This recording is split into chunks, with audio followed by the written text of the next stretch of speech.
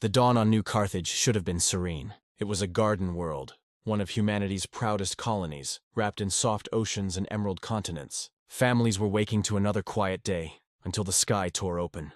From the void, the Dravari Empire descended. Gleaming warships, angular, cruel, painted in obsidian and crimson, hung above the planet like executioners. The invaders did not announce themselves. No declarations of war, no demands, not even the courtesy of threats. Instead, they fired. Orbital bombardments rained fire across the green plains and sapphire seas. Cities dissolved in pillars of molten glass. Spaceports crumbled as thousands screamed into comms that would never reach Earth in time. In the Capitol dome, the governor pleaded over wideband transmission. "Civilians here. We are non-combatants. You have no cause." The Dravari admiral silenced him with laughter, open mic for all to hear. "Cause? We need none. Humanity expands like vermin, and vermin must be culled." The bombardment continued. By nightfall, New Carthage was gone, its forests burning, its oceans boiling, 10 million voices extinguished. The Empire did not mourn. The Empire feasted. The celebration of Arrogance, in the grand citadel of Varith Prime. The Dravari High Council convened. Their banquet hall glittered with crystal chandeliers and rivers of molten silver flowing between obsidian tables. Admirals boasted of the lesson taught to mankind. Generals drank to the annihilation of the upstart colony. Scholars of war dismissed humans as a trivial species, too sentimental, too fractured, too bound by diplomacy to ever retaliate. "They will whimper," one minister sneered, raising a glass. "Humans value words, not war. Their council will cry for justice, then drown in their own bureaucracy. Let them send petitions. We send fire." The room echoed with cruel laughter. One junior official voiced hesitation, a flicker of unease. "The humans, they breed resilience. They endured their homeworld's endless wars before spaceflight. History warns us." The High Lord cut him off with a snarl. "History bends to power, and we are power incarnate. Earth is a cradle, nothing more. A people who once warred with sticks and fire cannot rise against empires of stars." The banquet roared in agreement. The fate of New Carthage was sealed as nothing but a boast, a line in their history: the extermination of vermin. Weeks passed. Then months. Humanity's representatives on the Galactic Council spoke with icy restraint, demanding answers, calling for sanctions, appealing to law. The Dravari mocked every plea, twisting words into ridicule. Across the stars, observers whispered, perhaps the Empire was right. Perhaps Earth will bow. But in the silence, Earth prepared. Far beyond prying eyes, in hidden shipyards carved into asteroid belts and moons, titanic vessels stirred. War engines of steel and fury emerged from the forges. Dreadnoughts whose hulls carried scars from ancient wars fought on humanity's homeworld. The United Earth Directorate did not speak. They did not posture. They did not threaten. They remembered New Carthage. They remembered the laughter of the admiral who called their people vermin.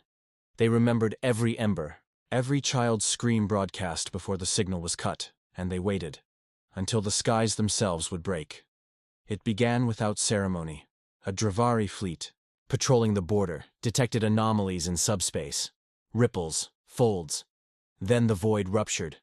From the rift emerged shadows, vast silhouettes that blotted out the stars. Human dreadnoughts, colossal beyond comprehension. Steel leviathans bristling with rail cannons, particle lances, and missile silos large enough to swallow corvettes whole.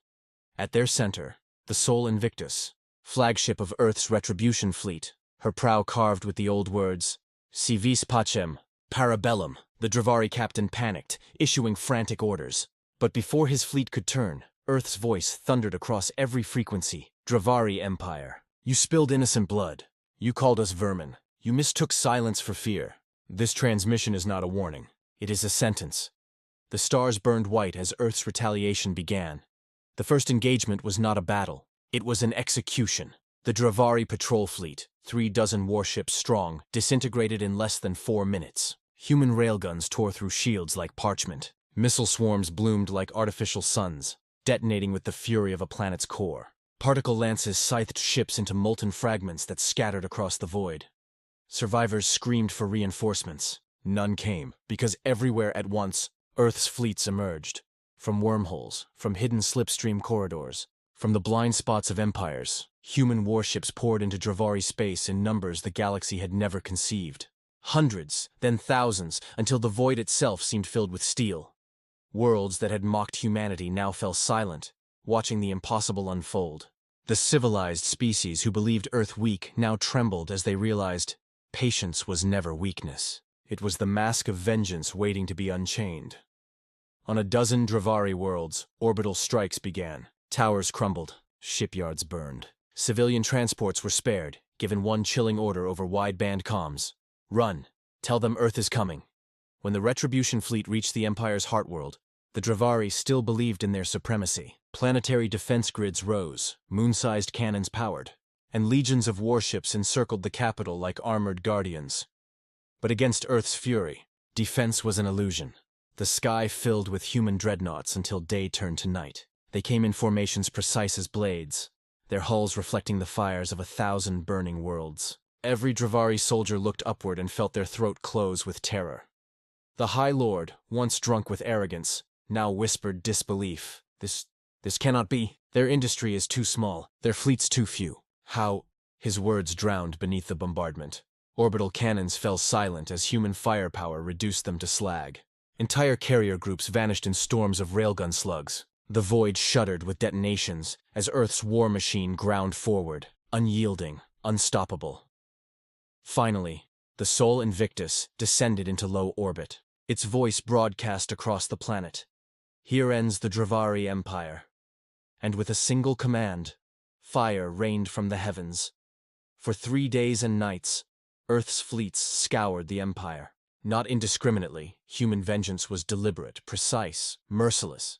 Military installations vanished, shipyards turned molten. The palaces of admirals were reduced to craters. Where civilians cried surrender, humanity spared them. Coldly, methodically.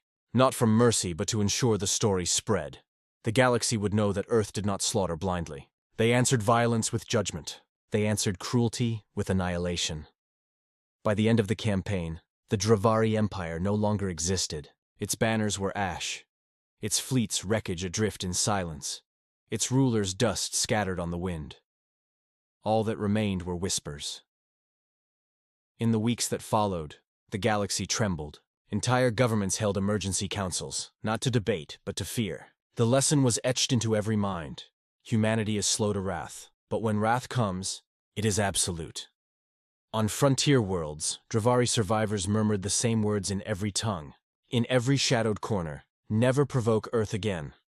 Because the Empire's arrogance ended the moment Earth's fleets filled their skies, and in that endless storm of steel and fire, the galaxy learned the truth. Humanity's patience is vast, but their vengeance is infinite.